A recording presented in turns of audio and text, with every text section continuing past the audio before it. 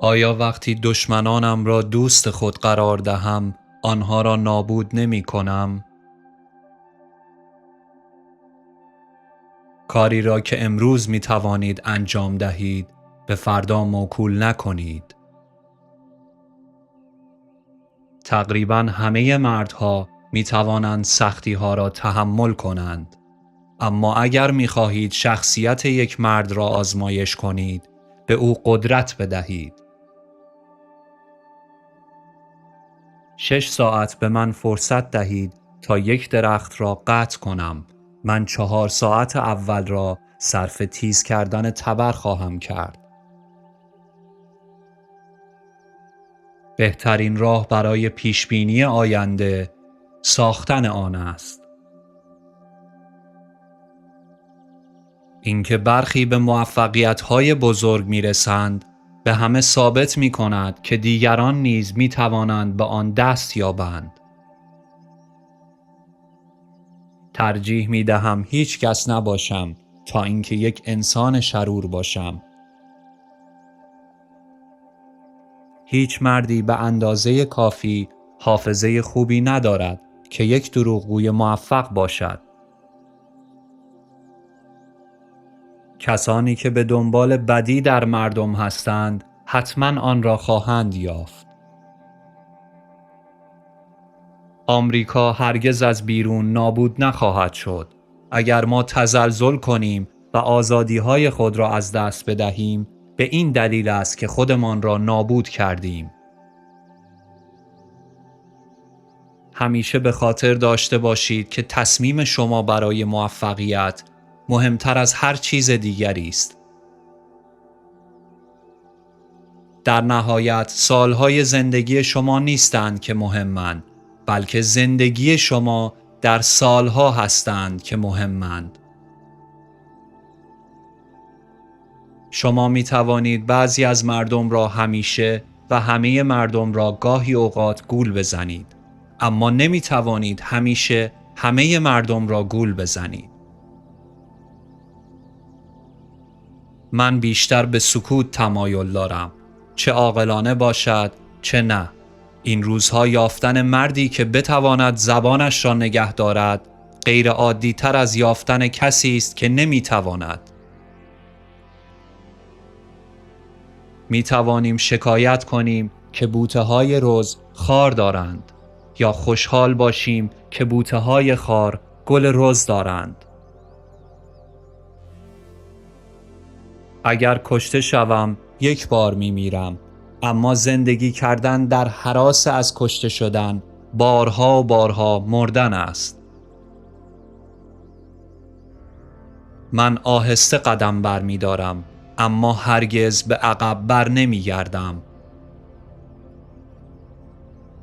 تمایل به کار آنقدر شایستگی نادری است که باید تشویق شود.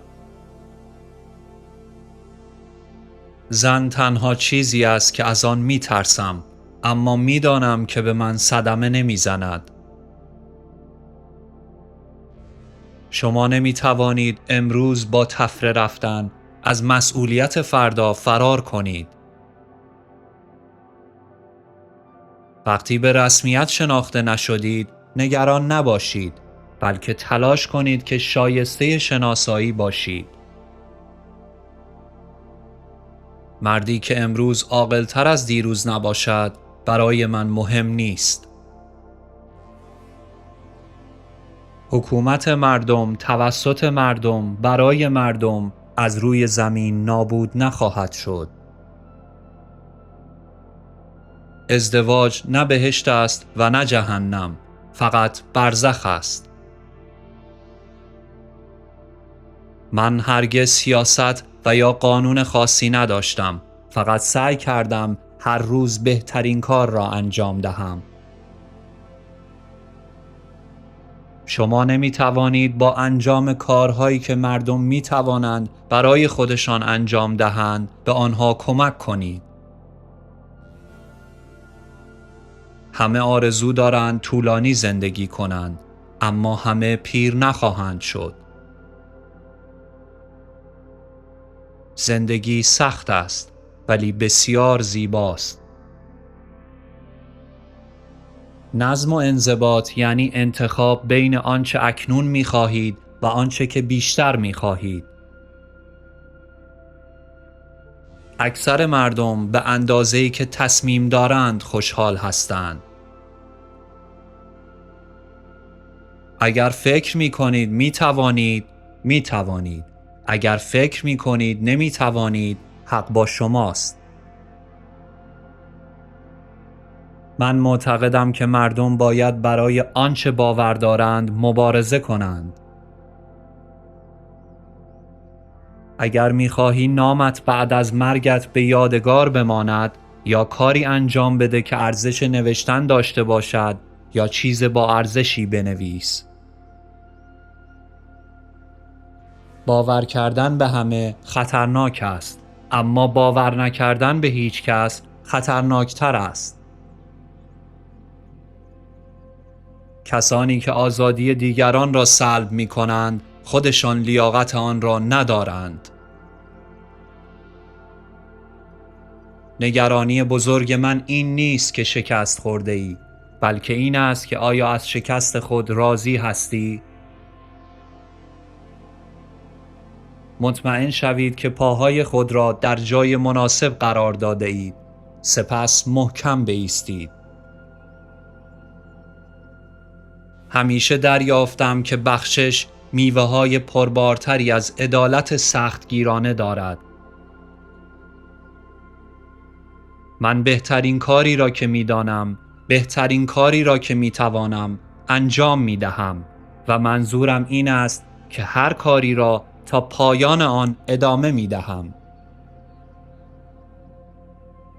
بهترین و بزرگترین بخش زندگی یک نفر روابط و دوستی‌های اوست. کاهش درد دل دیگری فراموش کردن درد دل خود است. دغدغه من این نیست که آیا خدا در کنار ماست. بزرگترین دغدغه من این است که در کنار خدا باشم، زیرا خدا همیشه حق دارد. شخصیت مانند درخت است و شهرت مانند سایه آن. سایه آن چیزی است که ما درباره آن فکر می کنیم. درخت همان چیزی است که واقعی است.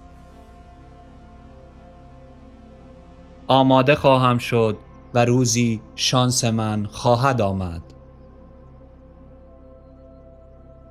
کنار هر کسی که حق با اوست بایست، تا زمانی که حق با اوست بایست، و وقتی که اشتباه کرد از او جدا شو.